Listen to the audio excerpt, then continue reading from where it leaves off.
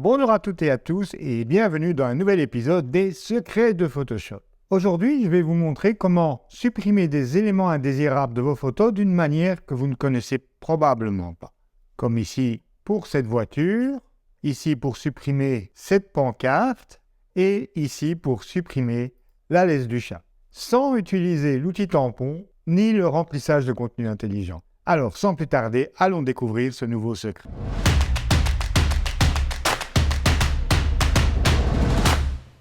Commençons par cette première photo qui m'a été proposée par Patrick McKay, que je salue au passage. Donc Patrick souhaitait enlever la voiture. Alors, il y a plein de façons de procéder. Probablement celle que vous connaissez, c'est le tampon ou le remplissage de contenu intelligent. Je vous montre. Donc vous prenez par exemple l'outil lasso, vous entourez la voiture et vous faites un clic droit, remplissage d'après le contenu. Cela vous ouvre la fenêtre de remplissage de contenu intelligent et là, vous pouvez voir à droite la prévisualisation.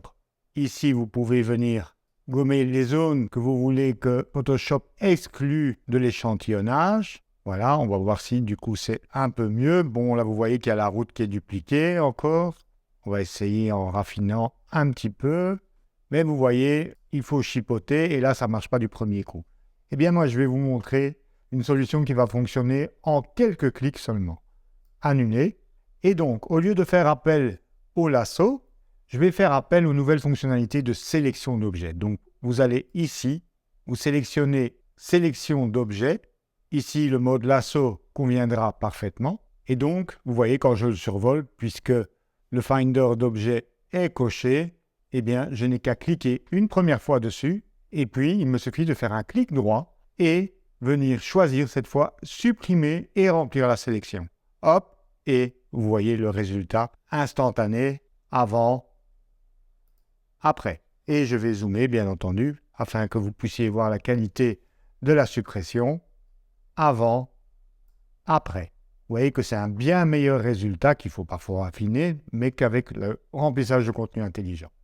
Second exemple, sur cette photo prise à Kinderdijk près de Rotterdam, voilà, il y a cette pancarte ici qui m'a pas l'air facile à enlever.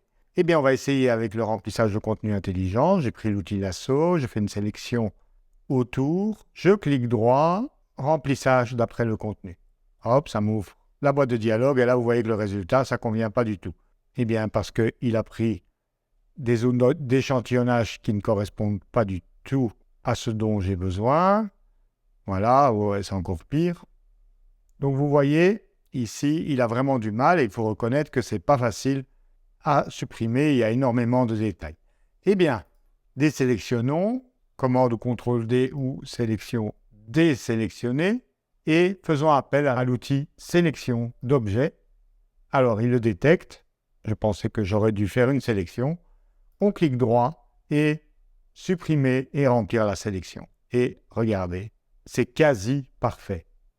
Je vous refais un avant, après, après.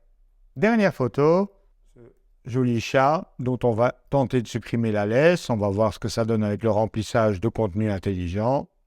OK, clic droit, remplissage d'après le contenu.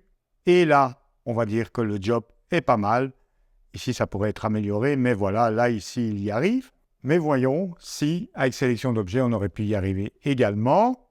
Outil sélection d'objets. Là, il ne détecte pas la laisse, donc je vais l'entourer au lasso, comme j'ai fait pour le remplissage de contenu intelligent.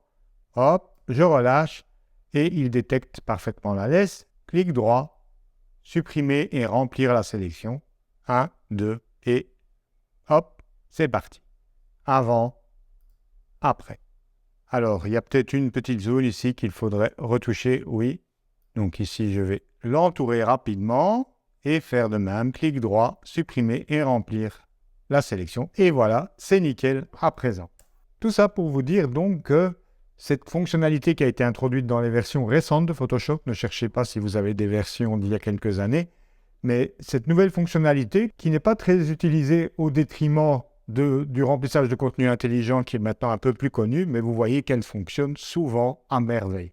Et donc, moi, je ne peux que vous recommander de l'essayer en premier avant de tester le remplissage de contenu intelligent. Vous pourriez gagner pas mal de temps. Voilà, si vous avez appris quelque chose, n'oubliez pas le petit pouce en l'air pour me motiver.